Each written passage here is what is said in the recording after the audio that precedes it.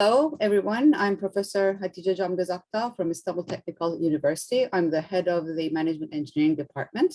Today, I will be mentioning about the most trendy topic actually in the whole world. So my mouse is lost. Okay, now I found it.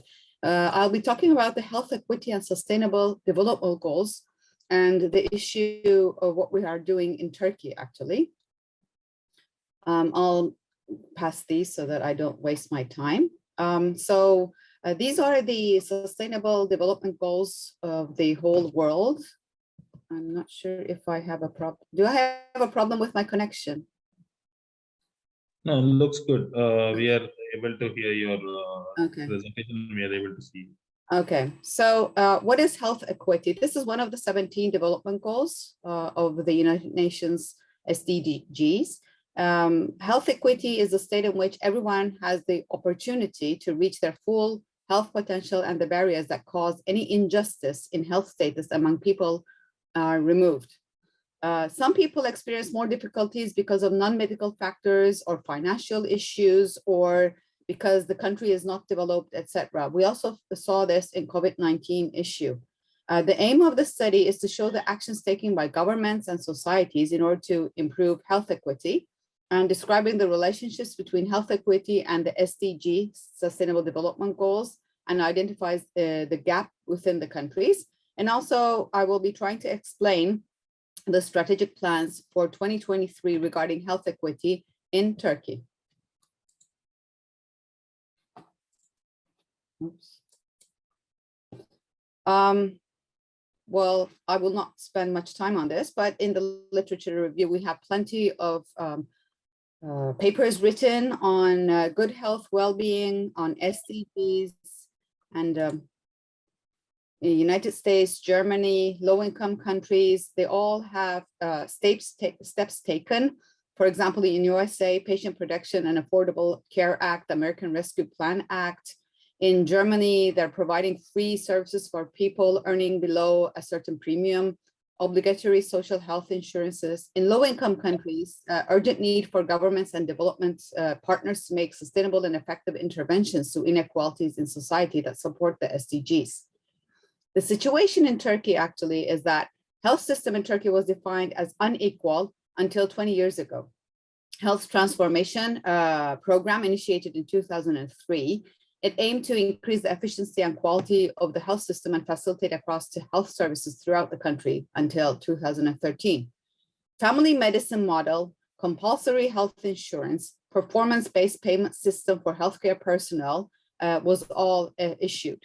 The continuing to develop the health system as a means of contributing to Turkey's economic and social development and global health, there were 4 goals in strategic plan determined by the Ministry of Health in 2013.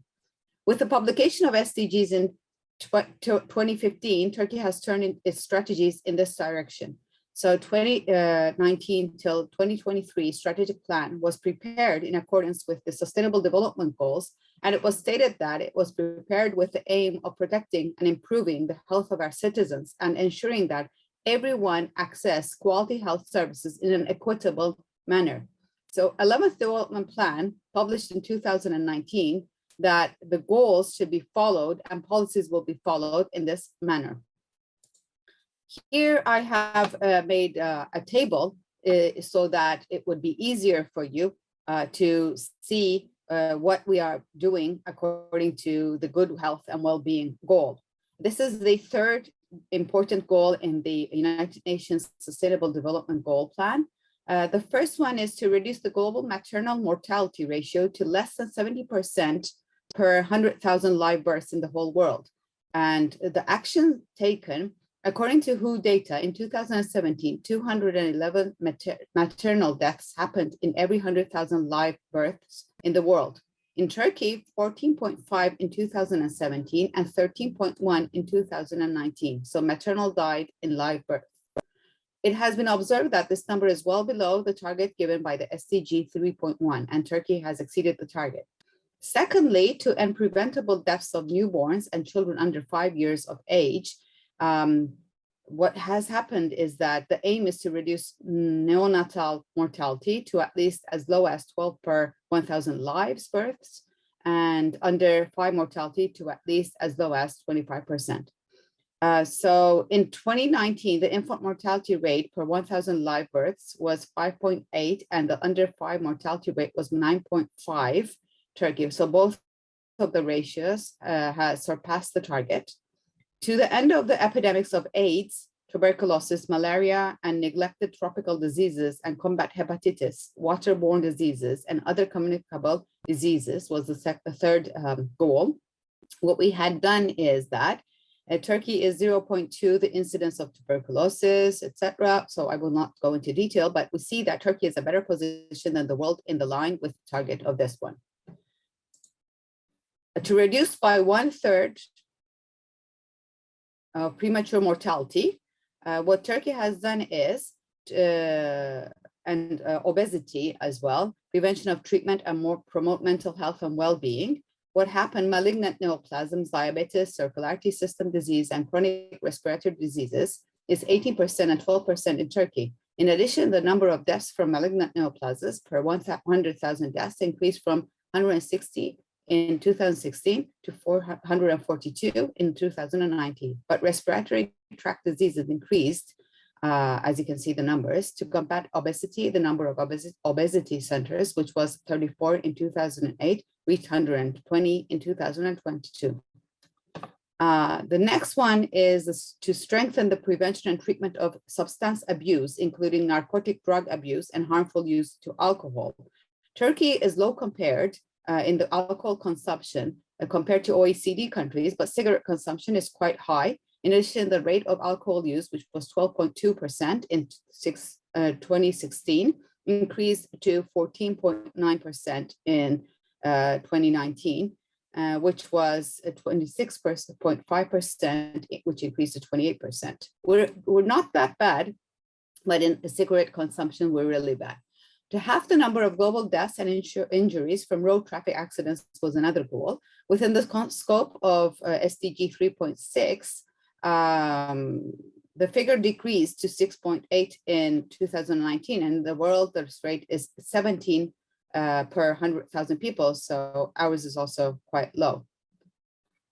The next one is to ensure universal access to sexual and reproductive health care services, including for family planning, information and education, and the integration of reproductive health into national strategies and programs. And Turkey, the target 3.7, we're also in a good position within the world scope. Next, to achieve universal health coverage, including financial risk protection, access to quality essential healthcare services, and access to safe, effective, quality, and affordable essential medicines and vaccines for all. Here you can see that according to the Universal Health Assurance Index, Turkey, which had a rate of 79%, is in a good position when compared again to the world. Next, to substantially reduce the number of deaths and illnesses from hazardous chemicals and air, water, and soil pollution and contamination. Again, we're respectively in the lack of hygiene. Let me see, air pollution. People died due to unreliability and lack of hygiene in 2016, while these figures are 114 and 11.7 respectively in the world. Well, these are actually, I don't want to pass my time, so I'm continuing to the, to show you the summary of it. The highest score in 2020, after this year, the decrease in the score, the gap in life expectancy between regions increased and subjective well-being decreased. Increase in tobacco usage over the age of 15 since 2018. Let's have a look. Moderately improving, major challenges still remain. In 2019, moderately improving, major challenges remain. 2020, moderately improving, significant challenges remain. 2021, moderately improving, significant challenges remain. And in 2022, moderately improving, but major challenges remain still. So in the conclusion, the findings are that Sustainable Development Goals created in this context are a call to action consisting of 17 universal targets applicable to countries at different levels of development.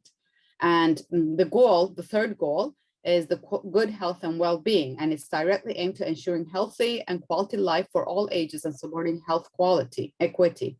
Turkey has supported the SDG 3 with the policies it has followed and has taken it into account while creating a long and short-term plans for health.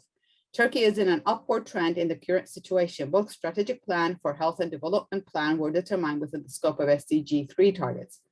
8 of the 17 indicators have reached their targets and 9 are open for improvement. The further implications of the study are the government should focus on factors that affect it negatively and make productive investments in this regard. So these are high level of tobacco usage, lack of human resources compared to OECD countries, and the gap between the regions and low level subjective well-being degrees the SDG 3 index. So thank you very much. And any questions? Thank you, Hatish, for your wonderful presentation. It was very nice to hear about the developments and the knowledge with respect to health sector and the sustainability goals of your of the country out there. And maybe the similar models can be taken up in other countries and other states or other government bodies too. It's a wonderful work. We will see to collaborate and work together in future also. If anyone would also like to collaborate and work, that would be great. They can get in touch with Hatish through her email address. Okay. Can you please share your email address so that Sure. I'll write it to the chat. Yes. Thank you very much. Thank you. Thank you. So yeah, we will go ahead with the next presenter. I would like to call upon. Do we have Tan Huan, social and emotional competence of elementary students in Vietnam, gender differences and prerequisite competencies? Okay, Harif, is he back? Okay. Next, Miljan.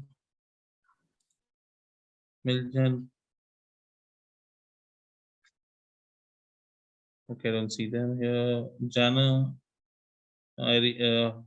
Sinkorova.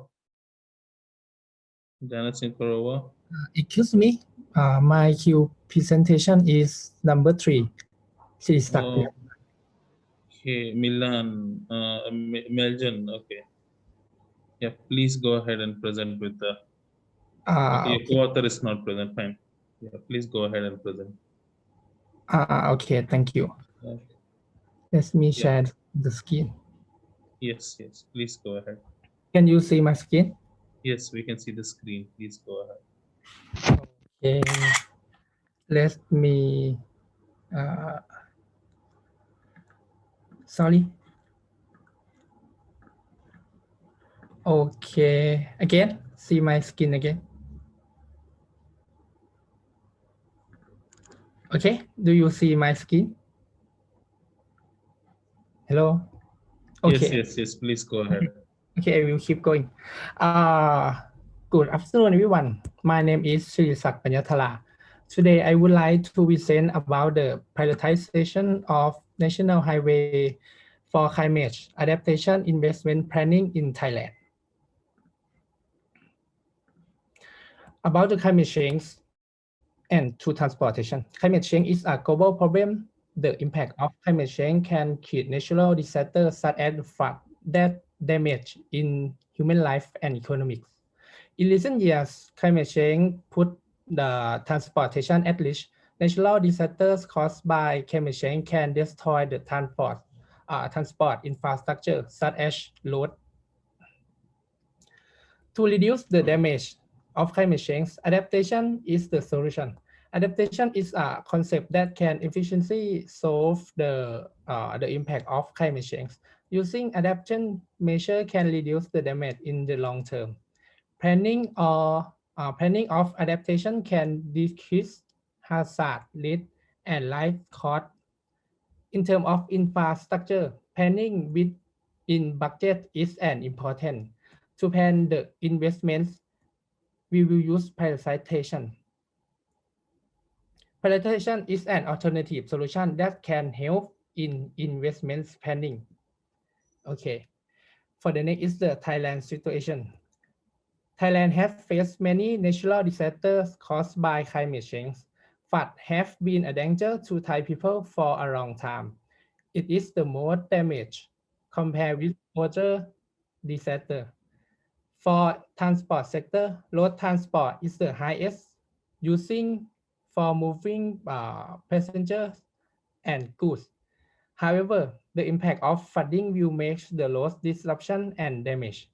Damaged roads will be fixed by replacement, maintenance, and using adaptation measure. To use this solution, it needs to prepare the budget of Thailand. But in Thailand, the budget is not enough to cover with all road when they get the damage.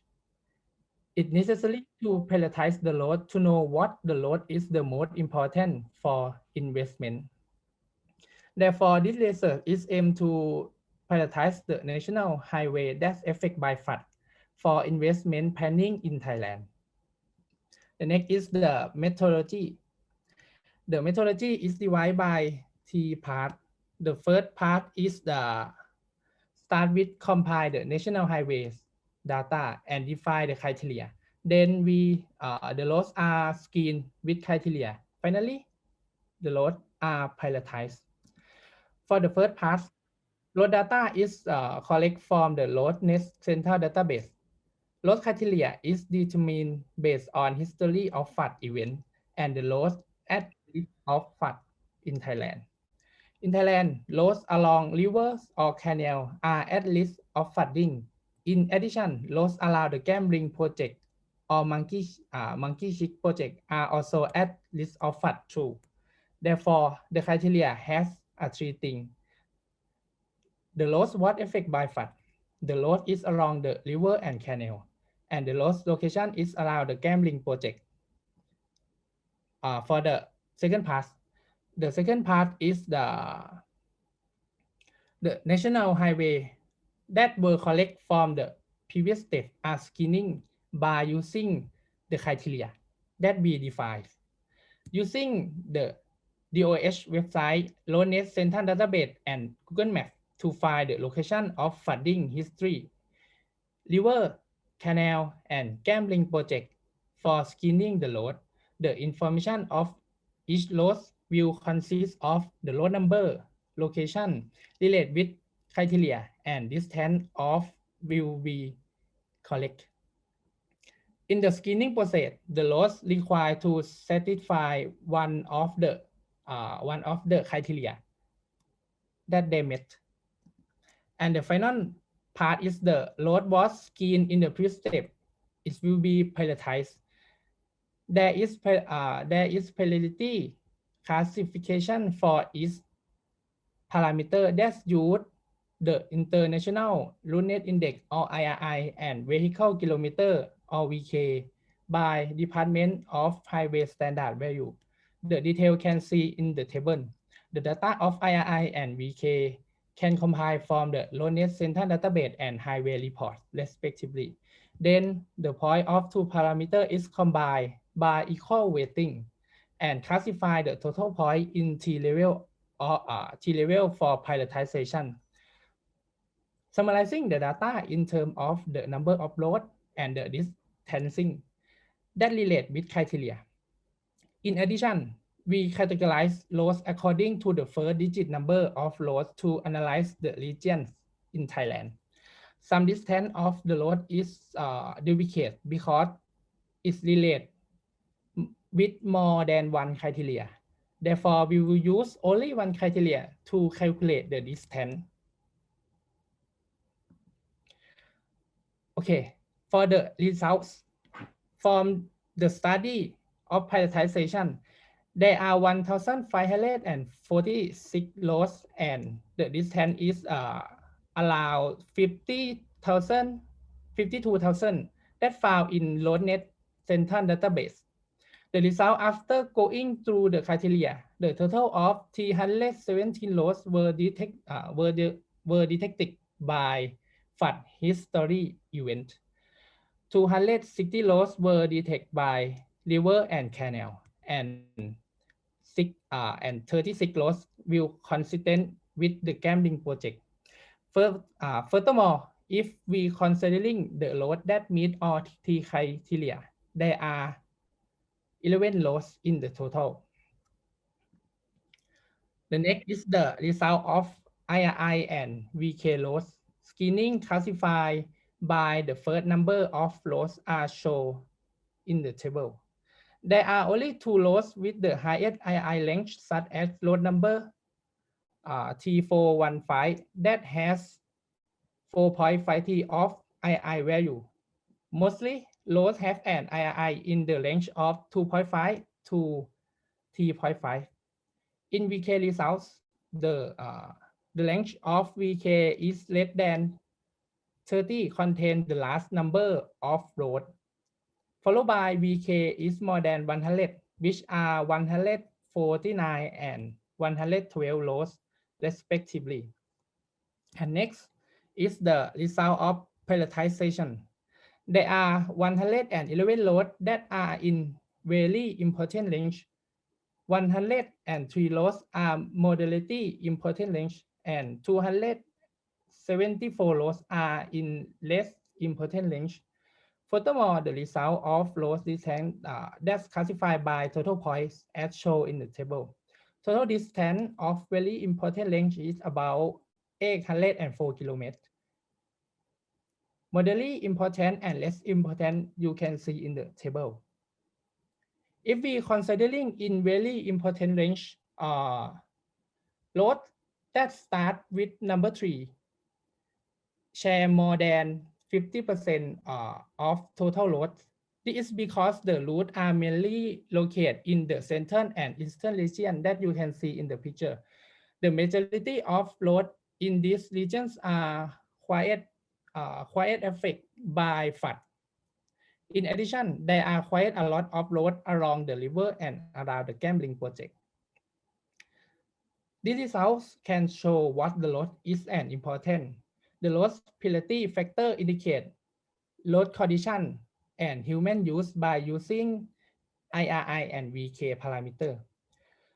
Policymakers can apply this information to identify what is the national highway should be the top consideration for investment when the annual budget is limited.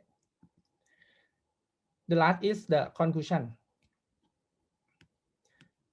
This research studied the prioritization of national highway for investment planning. There are 1,540 lots that we found in the LONE Central database.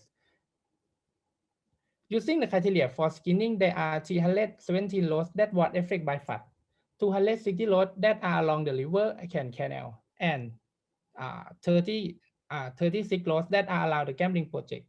If we classification by using II and VK scoring, there are only 2 lots with the highest II value. Mostly loads have an II in the range of 2.5 and 2.5 to 3.5 that I tell you in the results, which are 286 loads. Prioritization of load by equal weighting of IRI and VK. The result of the total load and distance are 111 load, and the distance are 804 kilometers respectively. These results can use for planning and decision to use the effective budget consistent with adaptation investment planning for climate change. Thank you for your attention. Thank you for your wonderful presentation, sir. Thank you. We'll go ahead with the next presenter, Chiwen Huang. Can you present next? Yeah. Yes. Please go ahead.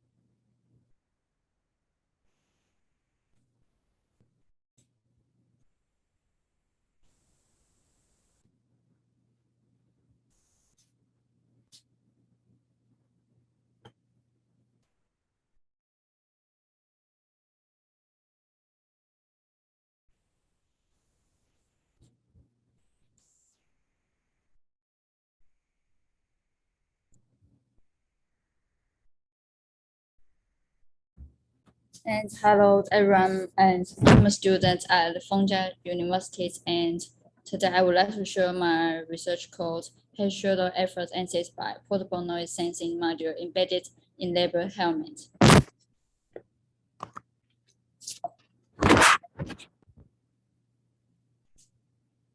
And the presentation will consist of 4 parts as shown in this slide. And at first, introduction.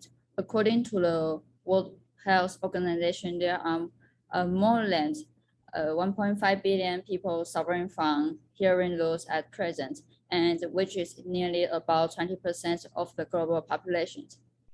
Furthermore, this number may exceed 2.5 billion by 2030, and if we, without any proper actions, more than 700 million people will need a hearing care, ear care, and other rehabilitation service. And as we know, hearing loss is one of the most common occupation hazards of construction workers. And there is a study also indicates that the probabilities of workers who are exposed to occupational noise while suffering from hearing problem is 5 times higher than normal people. And although there are occupation laws to protect these workers' hearing, however, most of the laws neglect an issue known as head shoulder efforts. Therefore, this study emphasizes on the correction between head shoulder efforts and the health of laborers. And in order to enhance the corrections, our experiments were conducted on 4 variables, including distance, angle, frequencies, and the loudness of noise source. And this study is designed a micro portable noise sensing module. We call it PNSN by cross-domain cooperation with automated control engineering. And as the right figures, the PNSN includes a MES microphone and a button batteries. And the size of the PNSN is about 6.4 centimeters times 5 centimeters. And its weight only is about 25 grams. And the detailed complement models I will put on the table. And in the corrections of the PNSN experiment, we use the power supply provided 3 to 30 volts DC to a buzzer with a rate frequency of 300 Hertz. And the PNSN was aligned with the sound receiving host of the calibration instrument. And when the major value of noise diameter was used as an ideal value, and the PNSM was used as a major value. So the error curve was found and we corrected. Here's are the table corrected values shown in the slide. And the percentage error after corrections of the PNSM was reduced significantly, and the error was within 1.5 dB. And in terms of PNSN installations, there are 3 PNSNs were placed on the front, left, and the right sides of the labor helmet, and they are connected to their own batteries and also connected to the DAQ. The value could be immediately transferred by DAQ to the computers and also displayed on the human-machine interface. So the sound pressure level could be observed instantly. And in the experiment, the angle was fixed at 90 degrees and the frequencies was fixed at 300 Hertz. And the distance was set as 0.5, 1, and 1.5 meters respectively. And the experimental results are shown in the figure. The results indicate that the difference in the measurements increased with the distance. And the right side of the PNSN at variable distance was subtracted from the data measured on the left side. And as shown in the figure, the difference between the left and the right ears was evident concerning distance. Regarding the concept of intensity, the maximum difference occurs at 100 dB, and which was 9.73 dB, with the intensity difference exceeds 9 times. And meanwhile, the minimum values occurred at 105 dB, and the difference was 2.92 dB, with the intensity difference being close to 2 times. And in this experiment, the frequency was fixed at 3000 Hertz. The loudness was fixed at 100 dB, and the angle was set from 0 degree to 180 degrees for testing.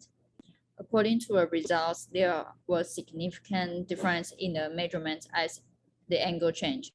And the more accurately the receiver is aligned with the sound source, the larger the measure value. And in this figure, we found that the right and the left patterns were in a symmetrical form, and the value at 0 degrees and 180 degrees were similar. And it is noteworthy that the value of the left side at 19 degrees was increased, and it meaning that the impact of head shoulder effort at this angle was less than that at 45 degrees and 135 degrees. And in this experiment, the loudness of the sound source was fixed at 19 dB, and the angle was fixed at 90 degrees. According to the results, the measurement results was not regular as the frequencies change, and so the impact of frequencies on head shoulder efforts was not perceivable by this test. And about the loudness, the frequencies were fixed at 300 Hertz, and the angle was fixed at 90 degrees for testing, and the experimental results are shown in the figure. According to the experimental results, the measurement result was not as regular as the loudness of the sound source change. So the impact of the loudness of the sound source on head shoulder efforts also could not be proved in this experiment. And at the end, we have 4 conclusions and suggestions. The first is that according to the measurement results, the distance and angle were shown to impact the head shoulder efforts. And when the distance was variables, the measurement results shown considerable difference between the right and the left sides as the distance increased. And concerning the concept of intensity, the maximum difference was 0.73 dB, with the intensity difference about 9 times, and the minimum value difference was 2.92 dB, with the intensity difference being about 2 times. And the second is that in terms of angle difference, the experimental results indicate that the measurement results had significant difference as the angle change. The more accurately the sound receiving hole is aligned with the nose, the larger the measure values. Otherwise, the smaller the value. The pattern of the right side and the left side were symmetrical, and their value at 0 degrees and 180 degrees are similar. Also, the value of the left side at 90 degrees was increased, meaning that the impact of head shoulder effort at this angle was less than that at 45 degrees and 135 degrees. And the third one is that we found that there are no regularities as the frequencies and loudness of the sound source change in the experiment. And the last one is that the PNSM is smaller than most of the commercial valued hand diameters. So if the accuracies and the size can be improved in the future, and even equipped with the PNSM with the wireless transmission functions, the PNSM can be installed on labor helmets for real-time monitoring of the ambient noise, and also can provide necessary decision-making information for the site administrators. And this could allow for the reduction of the overall risks for noise exposure for workers. And I finished my presentation. We'll go ahead to the next presenter for the day. I call upon John. Yeah, please share your presentation.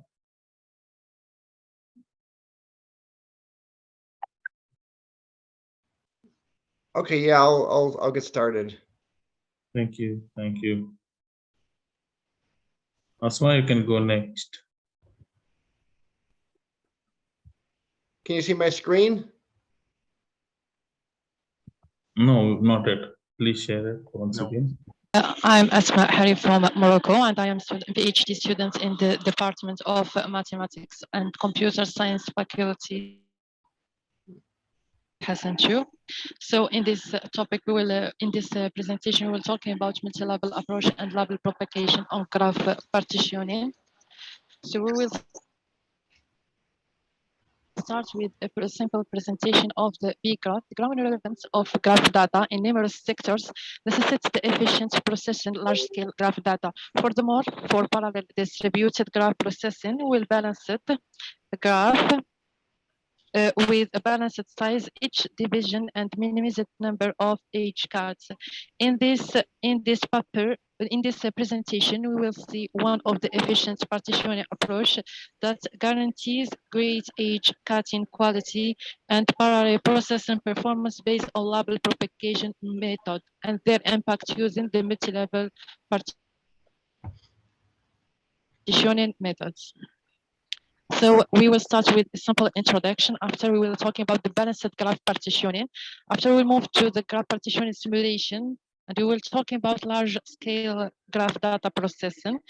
And we will talk about the using of scored based strategy. After we will move to talk about the multi-level approach using in this presentation and the graph partitioning algorithm. Next, we will pass next to the label propagation algorithm, and we will finish with a conclusion. So applications such as science, medical information systems, and social data management systems have recently placed a heightened emphasis on graph data. Its increasing significance is because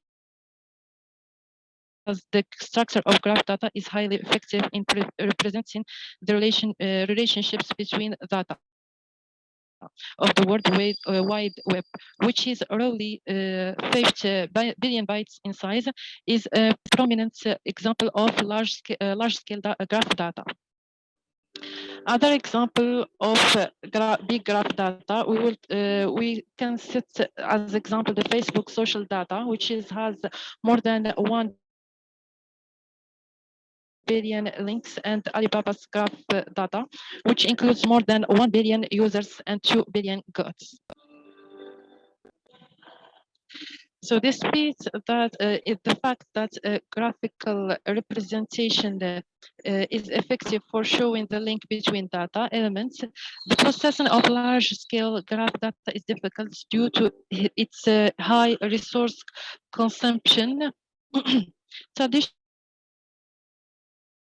Additionally, graph algorithms are constructed with the premise that a single machine has sufficient system memory to store all input graph data. Nevertheless, physical constraints make it nearly difficult for a single system to have enough memory to analyze large-scale graph data. Several parallel distributed graph processing frameworks for properly manage large-scale graph that have been suggested to address this issue.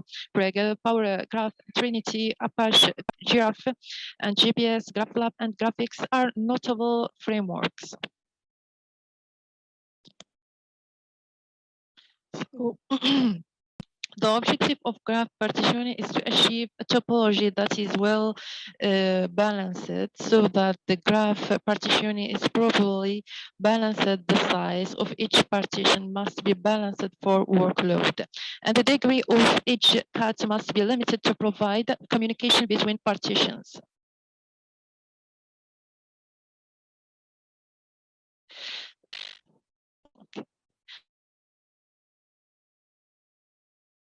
This figure illustrates a comparison between bad and excellent edge cuts graph partitioning outputs. Although both A and B partitions satisfy the balance of the vertex, has fewer edge cuts. This figure demonstrates a significantly superior performance for the majority of graph processing algorithms. Since it requires less network connectivity in a pre-processing phase, a graph partitioning technique is utilized to determine the graph topology that can efficiently handle it in a real distributed environment. So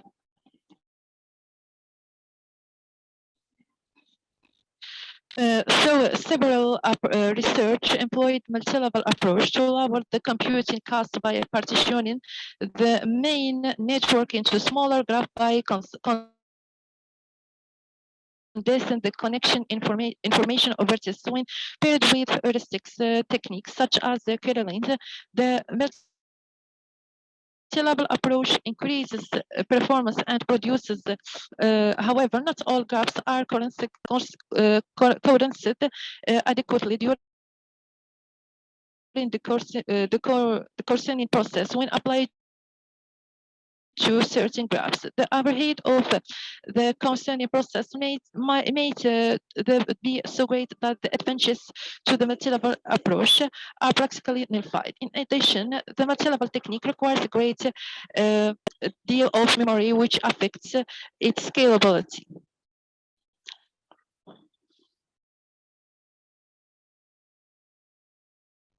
So for large-scale graph data processing, we consider scalability to be the most significant attribute in our suggested techniques. Consequently, the design of our method is based on the level propagation algorithm and aims to solve the challenges of the original level propagation algorithm, including the age cut quality to increase age cut quality and achieve rapid conversion.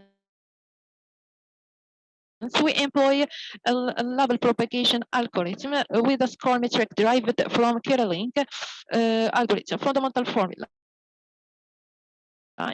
In our techniques, only candidates vertices with a lower score are subjected to the level propagation process. To boost the level propagation performance, we additionally apply a technique that decreases the number of candidate vertices in each iteration using a denied ratio.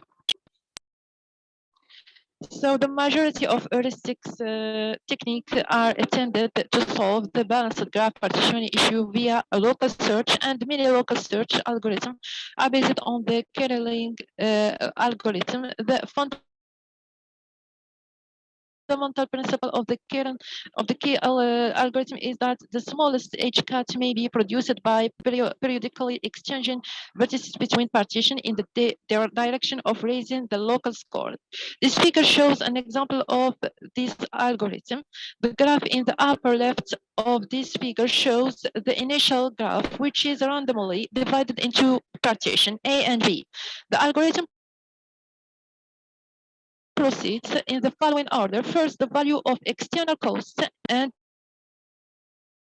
costs with E and I, and the difference between external and internal costs are calculated based on each partition, which indicates the number of remotely connected vertices, the number of local connected vertices, and the difference between the external edge and internal edge cost, respectively.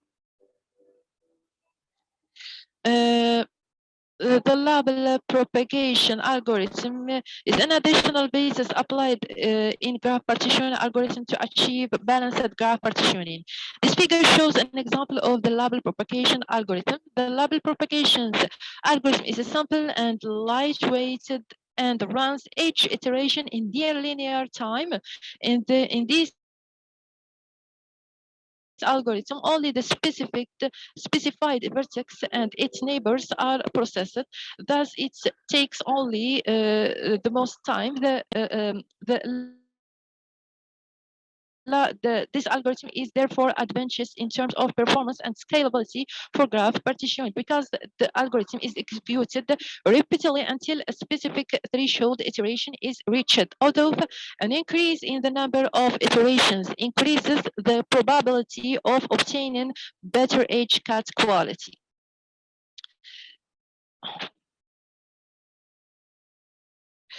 So the key idea of the multi-level approach is to reduce the computational complexity and enhance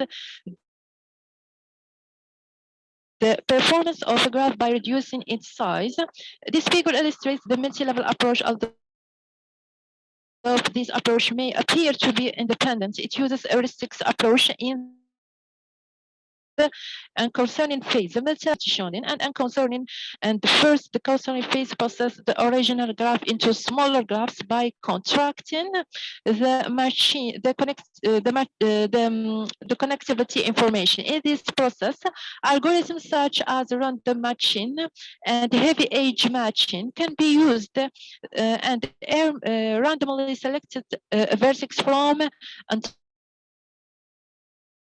entire graph where selected the vertices with the highest connectivity among the visited vertices. Next, the initial partitioning phase divides the graph resulting from the coordinate phase into key partitions. In this phase, algorithms such as random clustering and breadth search are used. Finally, the coordinate phase obtains the minimum edge cut while restoring the original graph. In this phase, the process of moving or swapping vertices is repeated by applying a local search approach such as the KL or Fiducia algorithm. Many well-known software packages employ the multi-level approach, including Metis, Couch,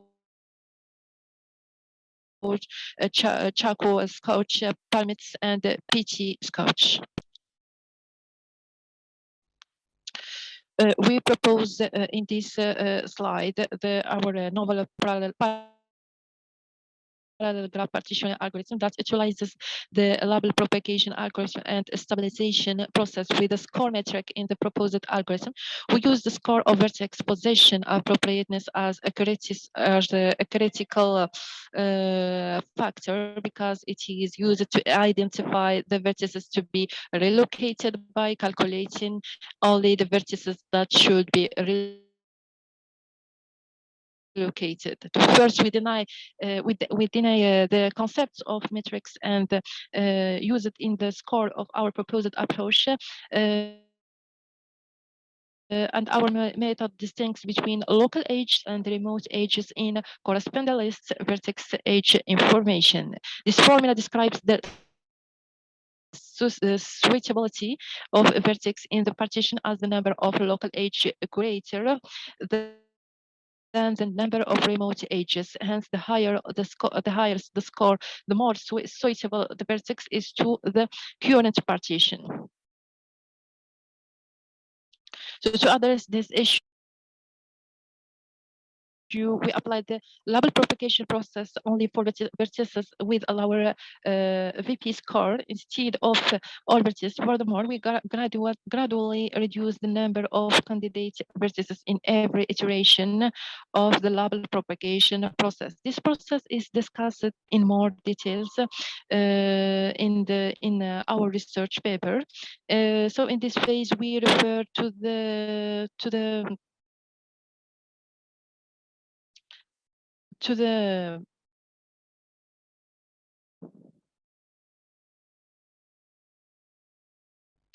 next it refers to be replicated by refer to the candidate versus with lower score as the local lower score vertices. The definition of lower local score vertices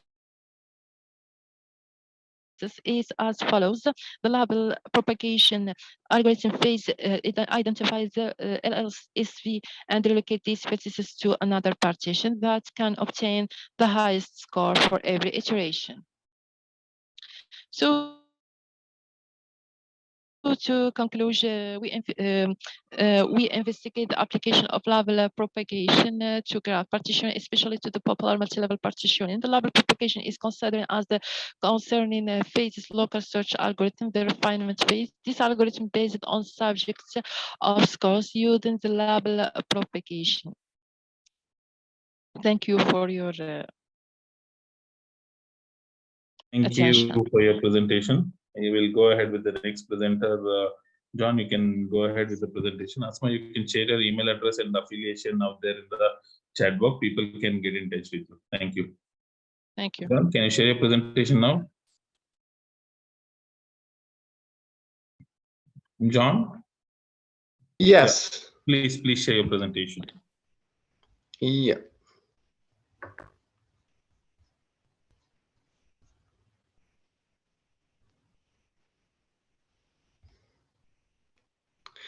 Let's see.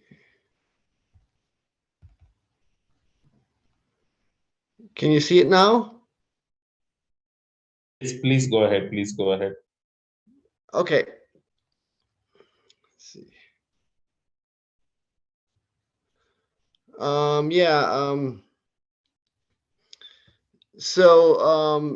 Yeah, I'm working at we're working at Evonik, and we're working on the application of peracetic acid vapor.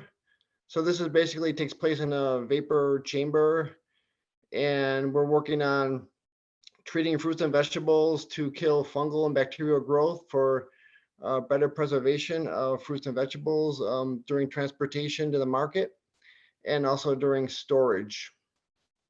So there's obviously, like I just stated, there's a lot of bacteria, a lot of fungal problems that cause contamination and disease, as well as desiccation in fruits and vegetables post-harvest.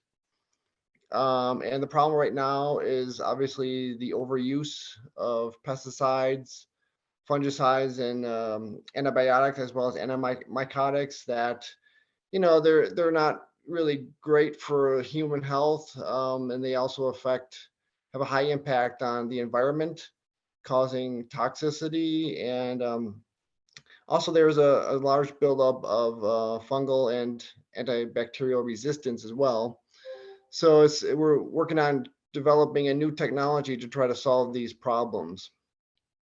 So what we offer is peracetic acid, as well as a mixture. It's a formulation of PAA and hydrogen peroxide, and we can apply this in either vapor form, spray form, and we're also working on electrostatic spray form.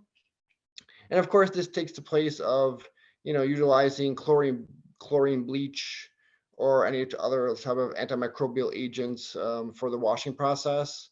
And it also lowers the use of water, and it's actually it has been proven that has a better efficacy compared to chlorine and other antimicrobial agents that are being used today. And this will reduce your total cost as far as, for people who are in the produce industry, and especially for farmers who are trying to preserve their goods from harvest to shipping to the market. So basically the setup is rather simple. There's a vapor chamber, as you see in the middle. So that's basically where, you have the contaminated fruits, vegetables, they go into the chamber. You could set this up by conveyance. There's the vapor comes into the chamber. You could set that at different temperatures. The airflow helps cool it down so that it doesn't heat up too much. And then the disinfected fruits and vegetables come out the other end of the chamber. So we've done this with various fruits, various vegetables. We've also looked at different surfaces as far as stainless steel and so forth, and we inoculated these with around 10 to the 6 microorganisms. And I'm not going to get into the details of exactly how we, went about working on this. We just basically very short. We took stainless steel strips or glass slides, and we sterilized those, obviously, by alcohol, washed them, autoclaved everything, made sure everything was sterile. Then we inoculated them with either the fungus or the bacteria. We aimed for 10 to the 6th spores per milliliter. And then we treated using different ranges of the PAA vapor, either 500 to 1,000 parts per million. and for different time points. We use like 30 seconds, 1 or even 3 minutes. And afterwards, we did neutralize. I mean, one doesn't exactly have to neutralize, especially if it's sprayed directly on fruits and vegetables. But for our, what we wanted to do is we wanted to quantify, the efficacy. So we did neutralize the acid, the PA vapor, and then we quantified this either on YM Petri film for fungal spores, or aerobic plate count Petri film for quantification of bacteria. So we incubated that for a few days, and this is just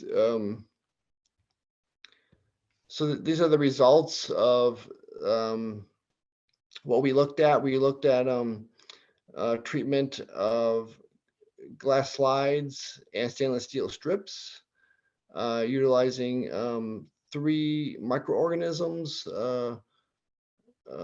Pectobacterium keratovorum, Pythium ultimum, and Phyllophthora uroseptica.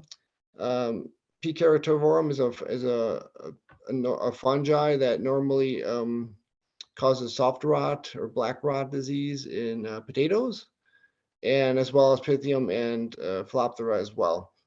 These two are types of water fungi that also cause potato blight, and have also been results of the potato famine in Ireland many years back.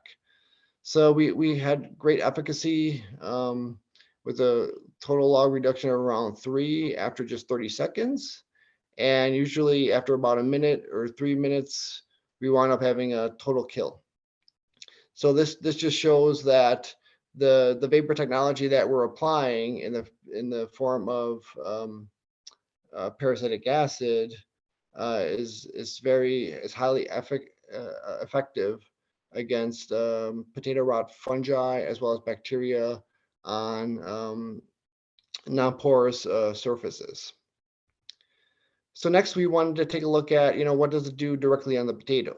So we looked at in vivo studies. We inoculated potatoes with 10 to the 6th microorganisms per mil, and monitored after the vapor treatment, the log reduction after the course of approximately 2 weeks.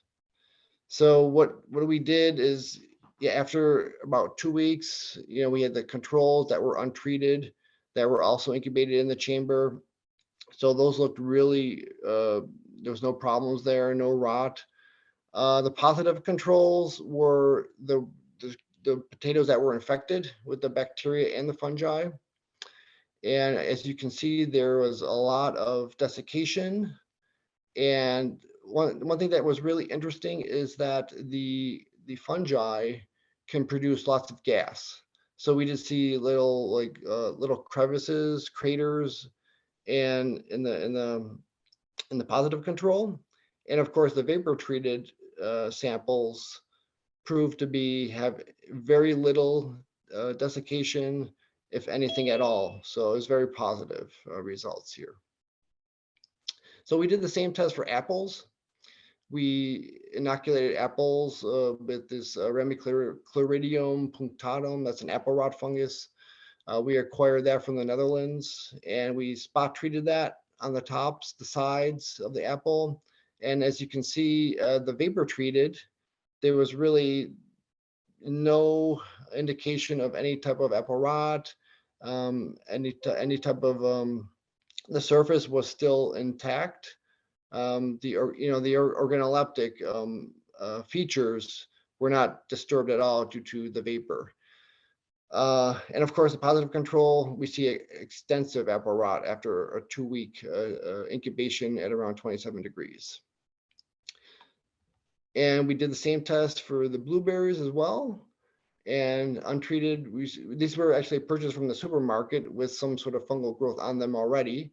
And we incubated these at 30 degrees, and we treated them as well with our PA vapor technology, and found that after around, I think, a week, even 2 weeks, we didn't see any type of further growth in the treated samples compared to the untreated samples, as clearly indicated here.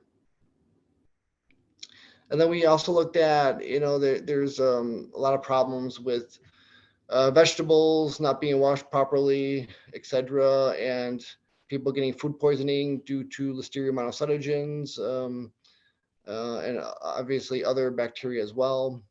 And we did find that our vapor technology does kill Listeria, and it does this on cherry tomatoes, mini potatoes, and also on non-porous glass and stainless steel surfaces.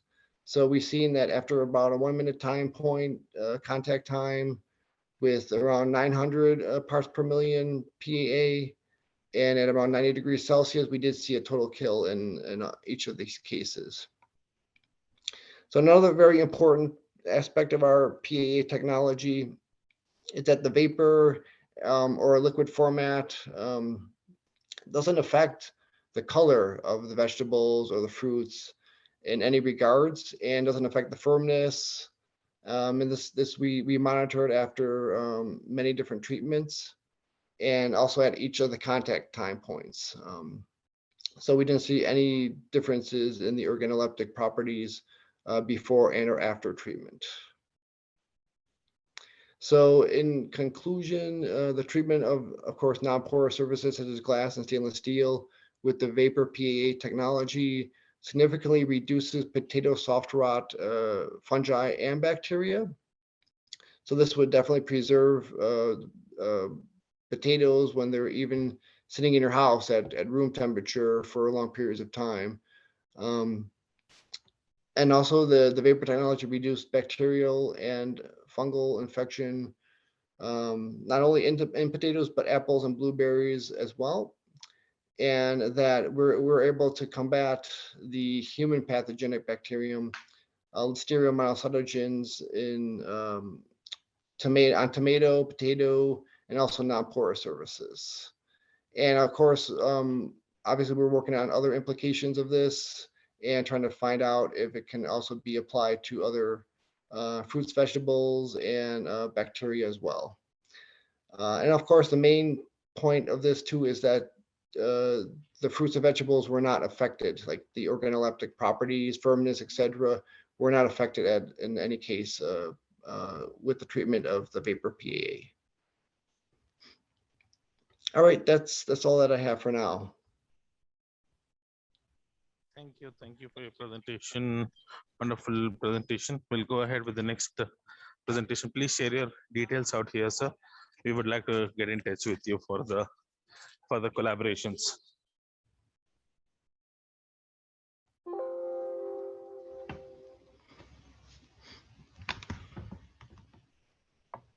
We'll go ahead with the next presenter.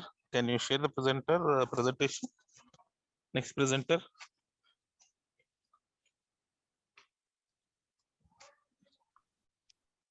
Hi. Yes, I please will go ahead. Yeah, okay. I will share my presentation now. Yes, yes.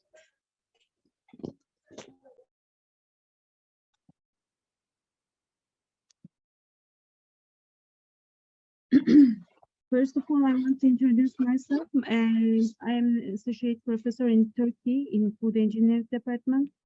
And my presentation is the optimization of freeze drying conditions of olive seeds.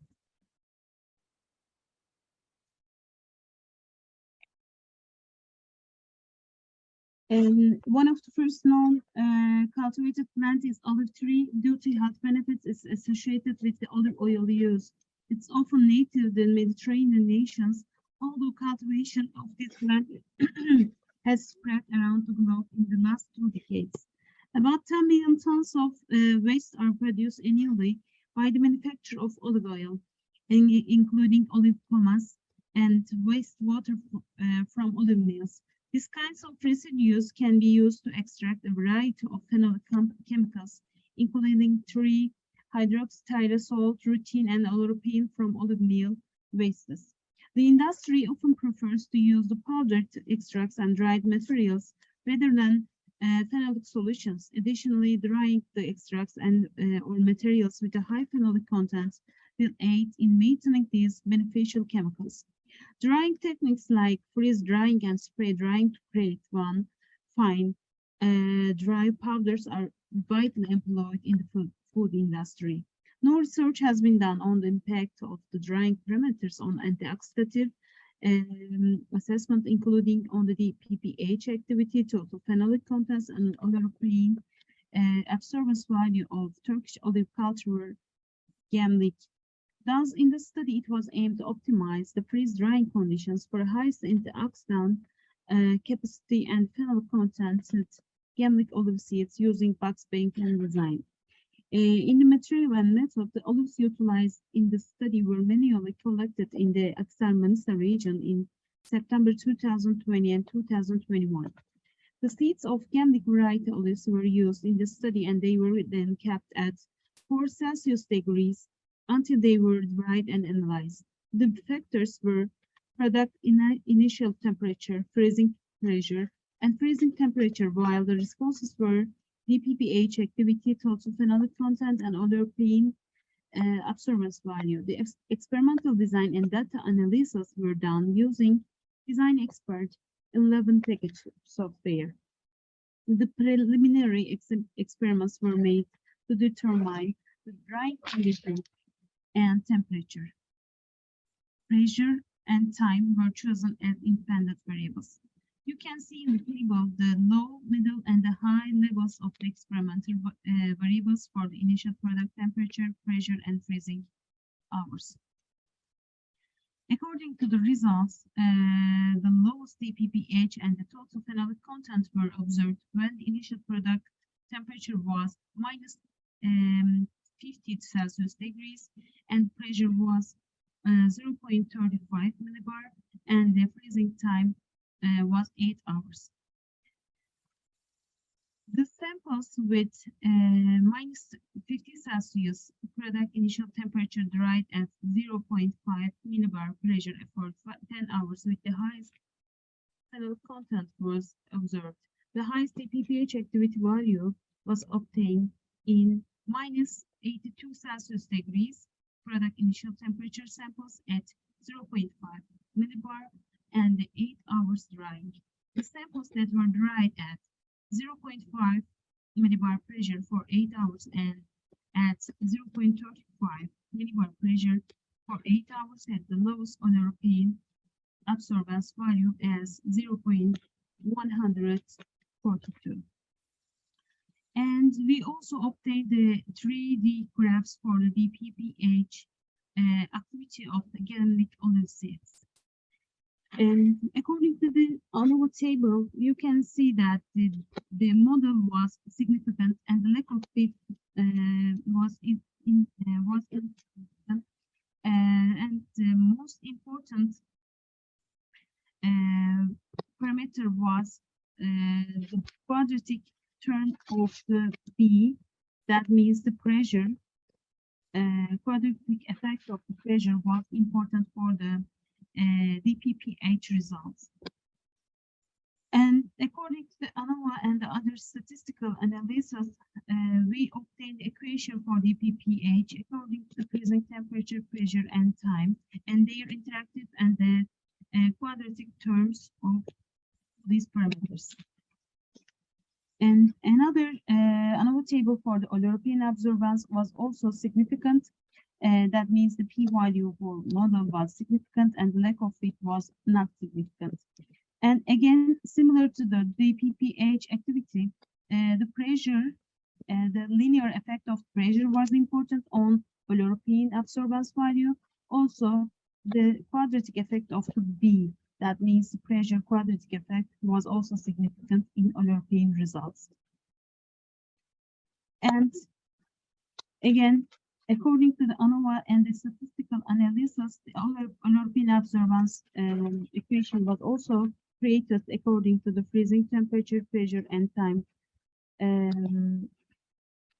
And significant quadratic models for DPPH and oleuropein absorbance values were derived from the responses of the gamlik olive seeds as a consequence of the optimization results.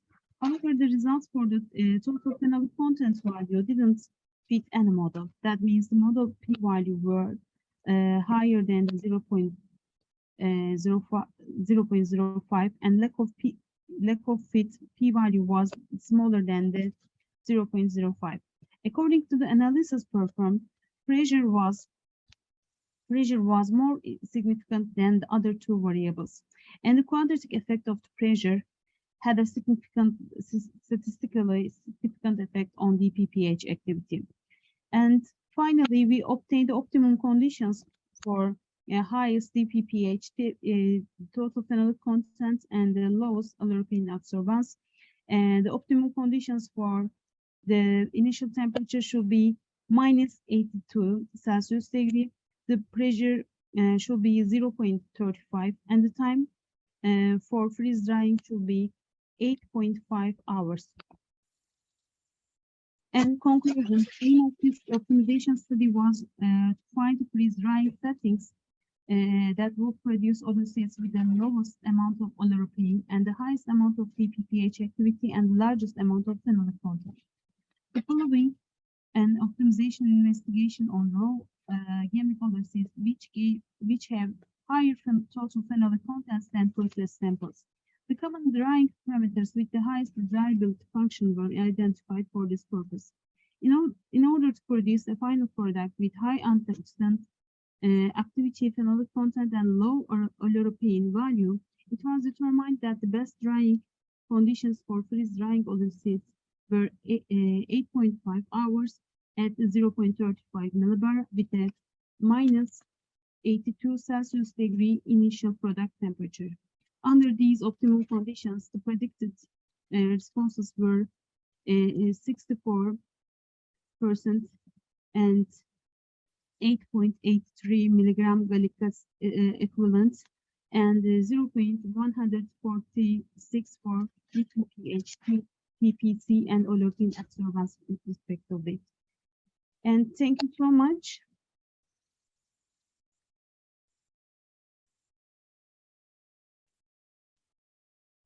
Thank you. We will go ahead with the next presentation.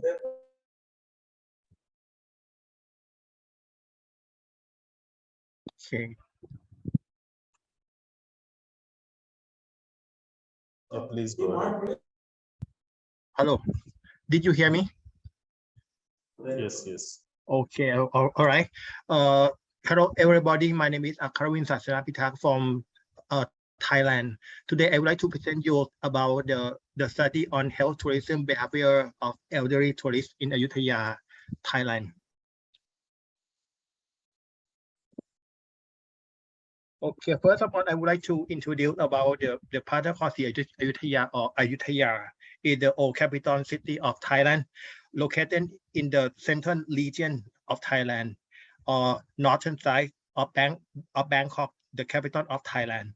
Now today, Ayutthaya is considered to the area which income from tourism, and moreover, Ayutthaya was registered in the World Heritage from UNESCO too.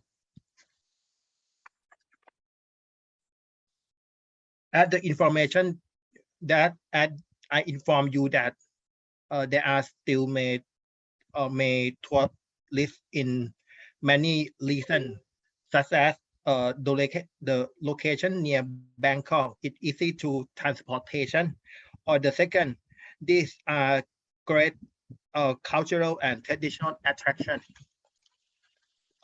Moreover, another from group of tourists should have potential to promote tourism in Ayutthaya is wellness tourism or health tourism, especially in the elderly tourists.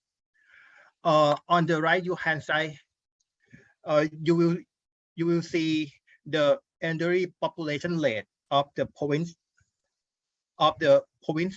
nearby Ayutthaya. It means that Ayutthaya is located in the middle of the top 10 province of the highest elderly rate. So this is the good opportunity to promote for health tourism for elderly tourists. This is the research objective is to survey the health tourism behavior of elderly in Pathakoti Ayutthaya province of Thailand. The research methodology, this is the qualitative research. and the data collection through the questionnaire from the people aged 80 years old and above includes people like living in Ayutthaya, tourists, and nearby province. Using an accidental sampling total 400 sets and use the study in the descriptive analysis consistent of frequency percent mean and standard deviation. In this part, the result of the study we will present into the three parts, which consisting of general information, health, tourism, behavior of elderly, and the last one is interesting in health tourism activity. The first part, we got the information of 400 sets. Most of them are female and adults, and 40% live in Ayutthaya. Most of them are aged between 50 and 55 years old. 60% were married, and approximately 32% were general contractor working, and 55% that have income less than 10,000 baht. All right. In second part is health tourism behavior of the elderly. On the left hand side, you will see the most of elderly tourists travel with family, approximately 77%. And on the right hand side, most of them travel using by private car, 83%. During the day and the month of travel, most of them travel on Saturday, Sunday, and public holiday. That one. And on the right hand side, most of them travel in not uncertain months.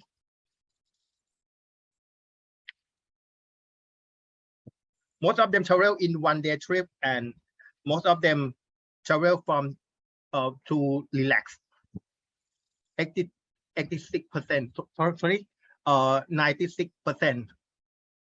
In the channel of for receive activity, the travel news in online, most of them use the Facebook channel, approximately 50%, and in the offline channel use the by friend acquaintance.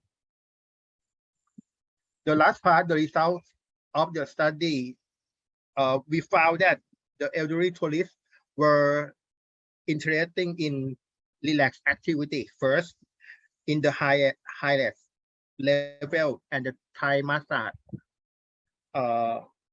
in the second, and the other health tourism activity at the moderate level.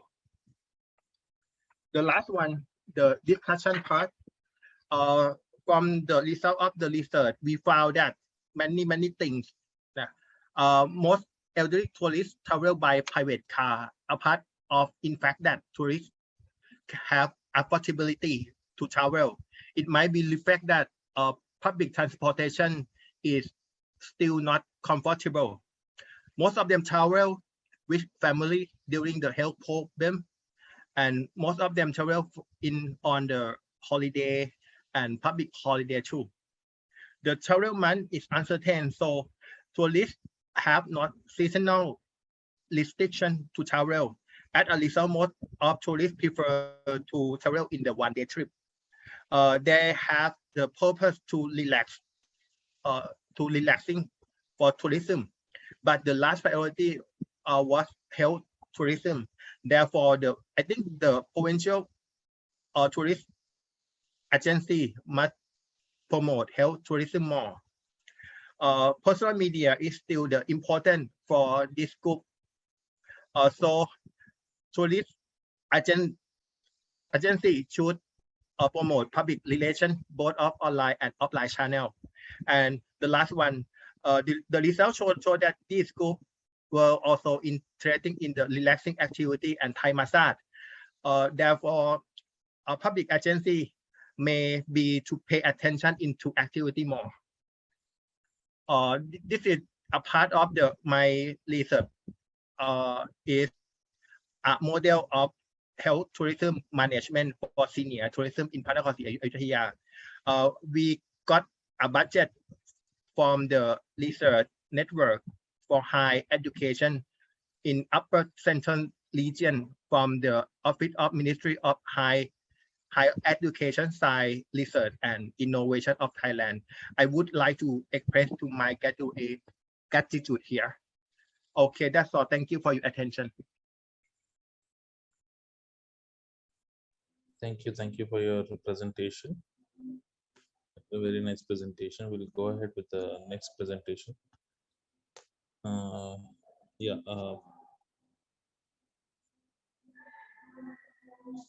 would now call upon, please start with the presentation, Chuang Huang.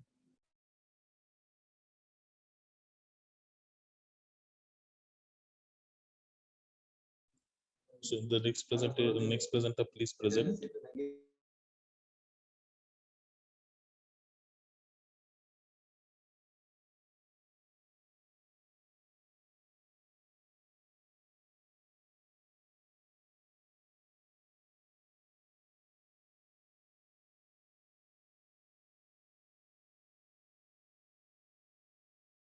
Like, I think it should be me. Like, I don't know if he's finished with screenshot. Okay. Like, Yeah, can I share the screen now? Yes, please go ahead. Then you can share it. Okay.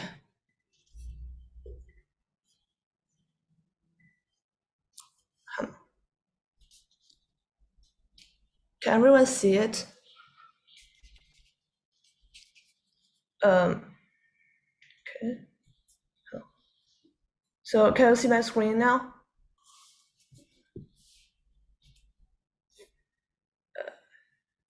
Yes. Oh, okay. So I'll just go ahead and present.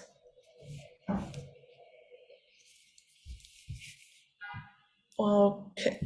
So good evening, good morning, everyone, depending on where you are. I'm Xiaomi Shao from Beijing National Day School, and today I'm going to report on my research conducted at Tsinghua University Structural Biology Lab, and it is titled Structural Analysis of HPPD Inhibitor Sensitive 1 or HIS1 Mediated Beta-Trichotol Herbicide Resistance. And before I start, I just to have a quick note, and I'd like to thank the conference committee for allowing me as a high school student to present here. I'm very honored to have this opportunity to share with you my research findings. So here are the main parts that I will cover today. And firstly, I will introduce the background of my research. So as you can see from this graph that China ranks third on the global income for grain exports, and one of the main type of grains cultivated, which is rice, accounts for over 40% of world production, and that is ranked first. So China's rice production accounts for a major part of the global food production as well as food security. So it is of great significance for China and the rest of the world to figure out how to improve yield so as to ensure our food safety. And currently, as for rice, there are two main methods for cultivation. One is direct seeding of rice, or DSR. The other is puddle transplanted rice, or TPR. While DSR is directly sowing the seeds into the paddy fields, while TPR is transplanting the seedlings into the paddy fields. So while the former saves water, labor, and has lower methane production, it endures greater yield loss to weeds, so that it relies more heavily on herbicides to help control the weeds and lower the yield loss. And currently, herbicides are all inhibitors of biological enzymes, such as the inhibitor for this HPPD enzyme, which is a type of dioxygenase that this research deals with. its inhibitors are called beta-trichetone herbicide. This is a type of herbicide, and within that type, there is this widely used herbicide called benzobicyclone, or BBC. It has several disadvantages, such as low toxicity, high plant safety, but its application in rice is complicated because rice is divided into two subspecies called Japonica and Indica rice subspecies. While Japonica rice species, such as the NB variety, which belongs to that subspecies, are resistant to BBC. As you can see, BBC application does not significantly affect plant growth. The indica rice varieties, such as the R64 variety shown here, are more sensitive to BBC. As you can see, BBC application has significantly stunted plant growth. But indica rice accounts for over 70% of rice cultivation area in China. So a major part of food production cannot benefit from the advantages of this herbicide BBC. And previous studies, both in terms of paddy field cultivation and laboratory cultivation, have shown that the indica rice varieties have a sensitive phenotype in response to BBC.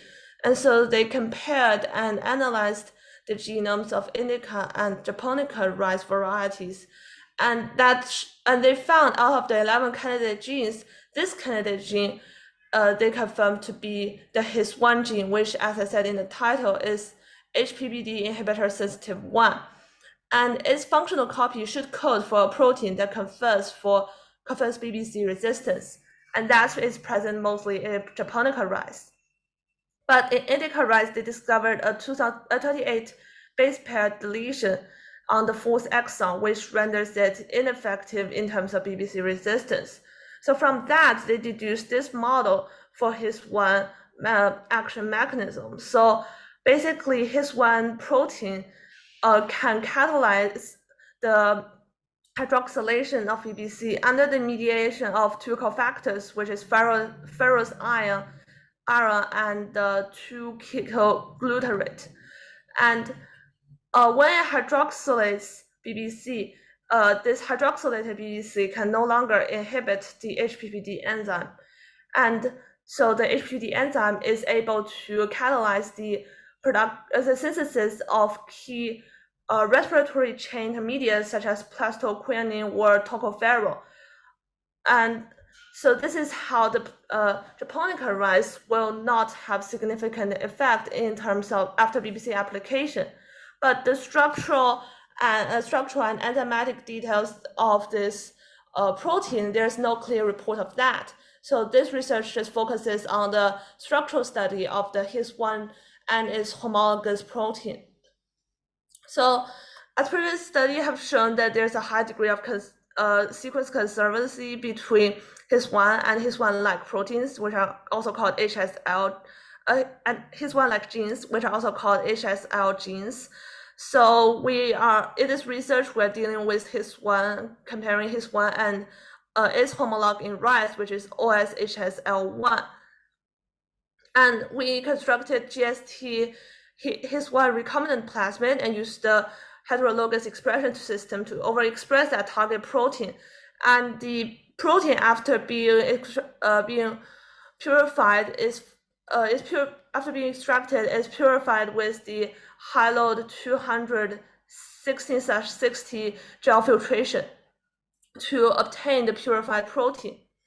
And after it is purified, the proteins are subjected to, we also did a hang drop vapor diffusion crystallization trials, and any crystals that are generated from that are harvested using litho loops. So in terms of results, as I said, we predicted the HIS1 and OSHS11, which I wrote here as the HSL1 gene corresponding protein structure using the AlphaFold 2 algorithm. And we aligned those two predicted structures with the structure of a similar enzyme or as you can see, an enzyme with a similar mechanism, which is the GOX. The GOX catalyzes jasmonic acid hydroxylation. It's also a dioxygenase, but the substrate is different, of course. So the alignment of those three showed us that although these three all have high degrees of similarity in terms of structure, at the substrate binding site, as you can see here, the HIS1 and HSL1 protein have a larger substrate binding site. So it indicates that their substrate is larger than the jasmonic acid. And as for protein purification, we obtained uniform and consistent protein. And from that, we obtained a condition for crystallization for the HIS1 gene, HIS1 protein. And X-ray diffraction have determined the resolution to be 4.5 I, and the optimization of the crystal, because this is not sufficient for solving the structure, is still ongoing. And this is a brief conclusion of what we did. And thank you for listening.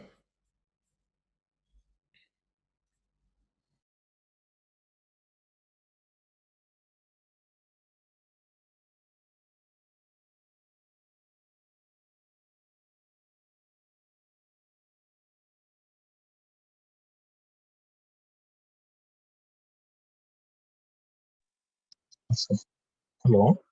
Thank you for your presentation. There is a small technical issue, I believe, from my side. We'll go ahead with the next presenter. Is there any presenter to be present?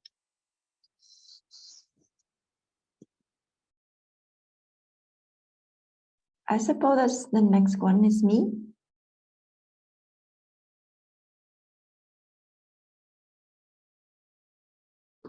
Is that correct, the coordinator?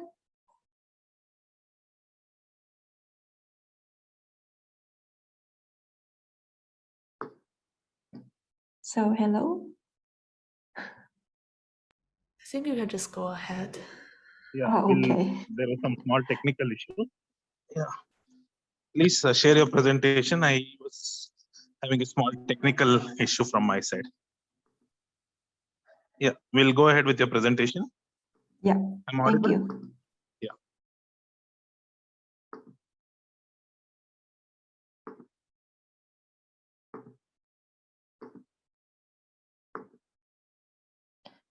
So, hello everyone. So my name is An and I'm coming from RMIT University in Vietnam. And my background is about psychology and education. And my topic to present to you guys today is about cyberbullying and emotional intelligence among adolescents in Vietnam. So what I will present here will be firstly the reason why we have to focus on cyberbullying nowadays and the role of emotional intelligence toward cyberbullying. Some research method we use, some finding, and finally conclusion and implementation. So as we see that the increasing use of internet at home and schools among adolescents is around 67% of adolescents in low and middle income countries. And this make the risk of being cyberbullied increase. And cyberbullying is something that occurs unexpectedly between the aggressor and a victim. And both of the aggressor and victim involved in malicious online activities, and in which the victims has limited option for protecting themselves mentally. And adolescents is the victim of cyberbullying are prevalent globally. So we can see that the prevalence of being cyberbullied around the world is quite high. In Spain, it's roughly 40%, and in the United States, sometimes up to 70%. And cyberbullying can increase the risk of mental illness, and 88% of the victims have severe mental health problems. Okay.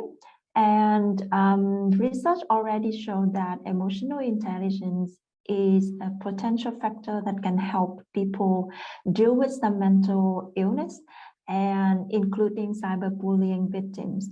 So what is emotional intelligence? It is understand that as an awareness of self and other people's emotion.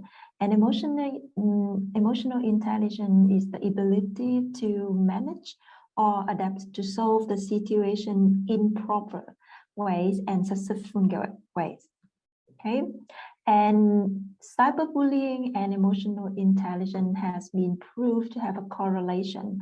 If someone have a low emotional intelligence score, they have a higher incidence and reputation of being cyberbullied. And EI, or emotional intelligence, can protect the victims from mental illness.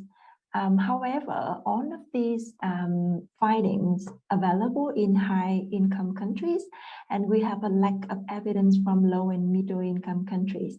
So we also have so many programs, intervention, or program that targeting developing emotional intelligence in some developed country, and it just have a potential benefit if we can find the correlation between cyberbullying and emotional intelligence in low and middle income countries. So we can look for a program developing emotional intelligence to help adolescents in low and middle income country protect themselves from being bullied online. So Vietnam is an Asian country. We have more than 30 million people, and 70% of these people living in the rural area. And the adolescent is accounting for 20% of the national population. And we are a lower middle income country. And 72% of youth in Vietnam using internet every day. Okay, and this study aimed to find down the prevalence of cyberbullying among high school students in central Vietnam and find the predicted role of EI to cyberbullying among these participants. And we use, this is a cross-sectional school survey, and we use the questionnaire, developed anonymous questionnaire using some demographic information, such as age, sex, resident, ethnic, religion, and some standard measurements, such as the cyberbullying victimization scale. And we have a high reliability for the scale with the Cronbach alpha more than 0.7. To measure emotional intelligence, we use the TRADE Emotional Intelligence Questionnaire, very famous by Patrick. And the Cronbach alpha of this questionnaire in this sample is 0.79. And this scale measures 4 different subscales, including well-being, self-control, emotionality, and social stability. We use SPSS to analyze the data. And overall, we have 455 students participate. The response rate is quite high, more than 95%. And among them, roughly 2/3 of the participants are females, and the mean age is 16.97. So the prevalence of cyberbullying in this study is quite high, and we have an 18.3% participant have a high score, indicate of experience somewhat of cyberbullying, even though that this number is quite low, rather in comparison to other countries such as Spain and United States that I mentioned earlier. But because the number of the percentage of the adolescents using internet in Vietnam is also lower than the other country as well. But I think that this number, the percentage, is still high in this country. And even though that is not as high as other country, but this number is not a low number. So if we have some students somewhere experience the bad mood of being bullied online, so we need to take a serious consider on this. Okay, and the logistic regression also gives us there's a significant correlation between emotional intelligence and being cyberbullied. And we see that those who have a higher emotional intelligence score is more likely that they have a less being cyberbullied. And we can see that on the table. So if we increase the score of emotional intelligence by 1 unit, so we can decrease the cyberbully risk by 65%.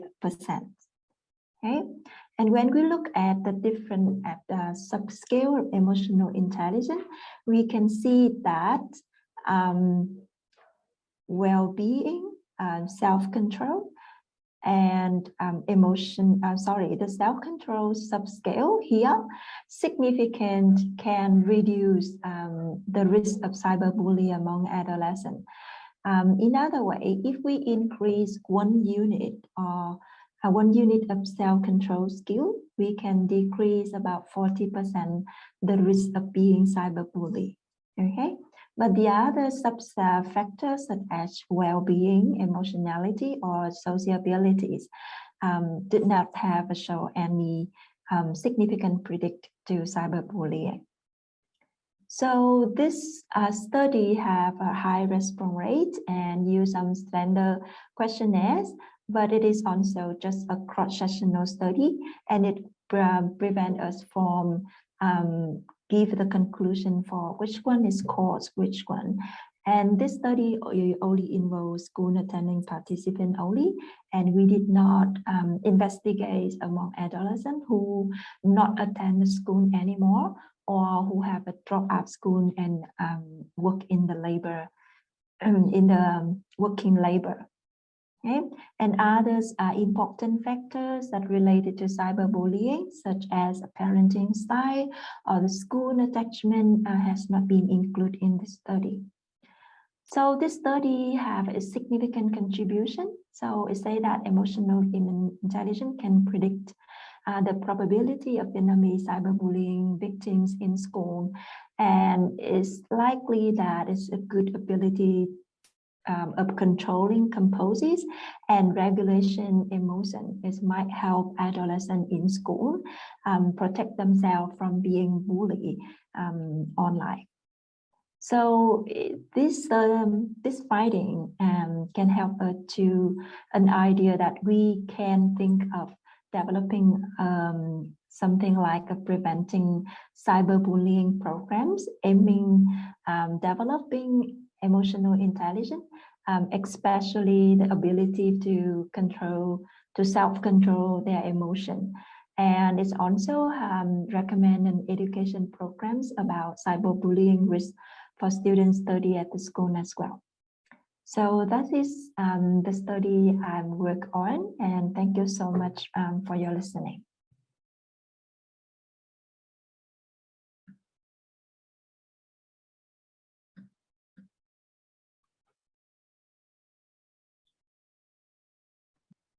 Thank you for your presentation. It was a very nice presentation. So we will get in touch with respect to your research for interdisciplinary research kind of it, what we can take it up empowered with the geographical identity and the questionnaires which you fought and all, and how you did a sampling and all. We'll just get in touch personally. Please share your email address out here.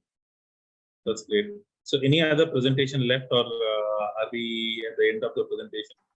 Fatma, Rabi, anyone yet to present?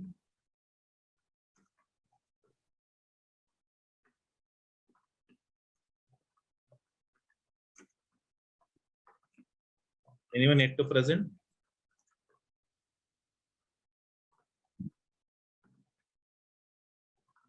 Yeah, Fatma, please present this presentation.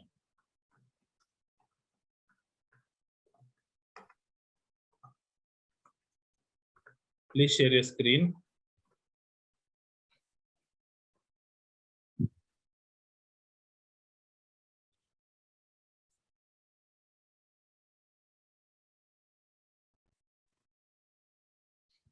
Good afternoon, everyone. Are you able to see my screen?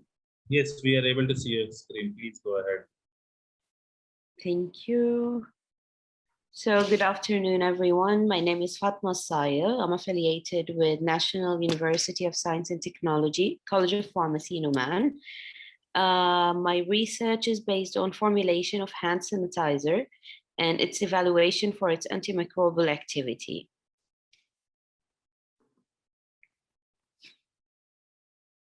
So the outline of my presentation for today will have the objectives and a small introduction along with the hypothesis and the methodology that we have used for our research, ending it with a conclusion.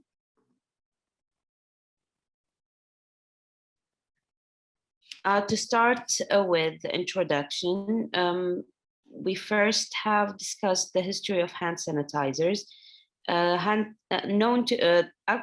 First of all, alcohol has known for its sanitizing ability since the 1800s, and the official report came in to be used as a sanitizing agent was in 1911, until it was commercially available to be used as a hand sanitizing agent in 1930.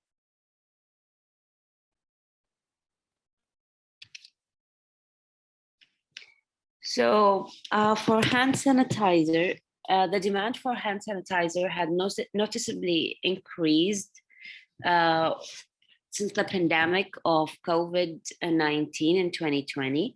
And the researchers have performed multiple tests and research to ensure the efficacy of the hand sanitizers against COVID-19. Usually for alcohol-based hand sanitizer, the content of hand sanitizer would be the active ingredient, which is alcohol, around 60 to 65%, and non-active ingredients such as moisturizer and glycerin and a fragmenting agent. Why hand sanitizers are important? Hand sanitizers are important to help to prevent the transmissions of germs and bacteria that lead to infections. Also, frequent use of a hand sanitizer gives a good hand hygiene, which would diminish the occurrence of respiratory tract infections and gastroenteric infection as well.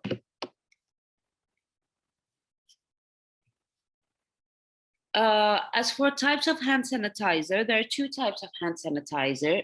Alcohol-based hand sanitizers, which from the name of it, it's based on alcohol, and non-alcoholic hand sanitizer, which contains benzoalkonium chloride as the antiseptic ingredient.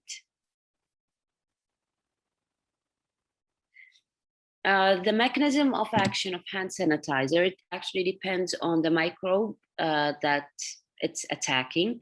So when it comes to viruses, alcohol content hand sanitizer aims toward the viral envelope by modifying it, this making the virus inactive. While when it comes to the bacteria, it damages the membrane mainly, so killing the bacteria.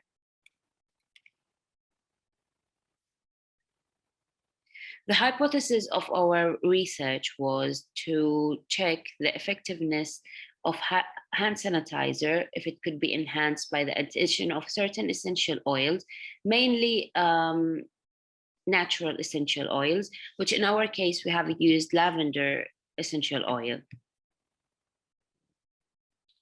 So this is the objective from our research, is to formulate a hand sanitizer and test its antimicrobial activity and compare the formulated hand sanitizer activity with the commercial sample. So the methodology that we have used is, the first one is the preparation of the formulation of the hand sanitizer, and the second test or methodology is the antimicrobial activity test. For the preparation of the hand sanitizer, we have used the method of 2-to-1 ratio. So basically we have used 99.8% ethanol, natural aloe vera gel, natural lavender oil, and glycerol. We have used 1-to-2 aloe vera and ethanol ratio. So we have used 100 ml of aloe vera gel and 200 ml of ethanol. We mix them very well, and we have used 10 drops of glycerol as an emollient here. And we have used 5 drops of lavender oil to enhance its activity. We have stored the gel then for 24 hours in the refrigerator, and we have checked its consistency after 24 hours. So for the component of a good hand sanitizer, we should usually have 70%, at least 70% alcohol, and the rest should be non-active ingredient, such as an emollient and other kind of ingredients to enhance its activities. As for the antimicrobial test, we have tested our in-house formulated hand sanitizer. As you can see in the picture, it's on the right, against one of the alcohol commercial hand sanitizer. We have used the well puncher method here, and we have tested the hand sanitizers, both the in-house formulated and the commercial hand sanitizer, against 5 different bacteria, such as E. coli, Bacillus, and Klebsiella, Proteus vulgaris, and Staphylococcus.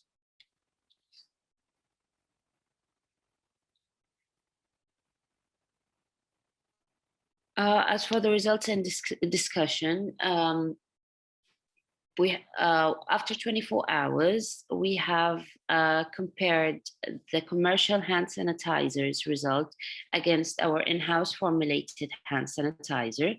As you can see in the table, that the in-house formulated hand sanitizer was more effective than the commercial hand sanitizer for certain bacteria, and it had similar effect towards certain bacteria, and it was less effective toward Staphylococcus.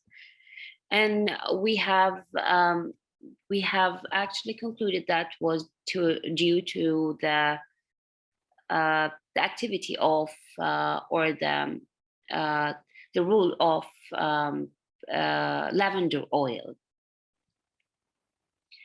To conclude our research, hand sanitizer contains several ingredients that help them perform the desired action of hygiene.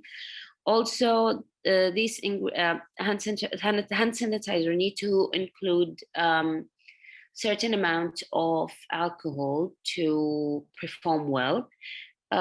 Also, the production of sanitizing gel have been promoted by health emergency brought on by the COVID-19 epidemic in order to meet the increased demand for the to have a good hand hygiene. Thank you for listening. If you have any questions, please do not hesitate to ask.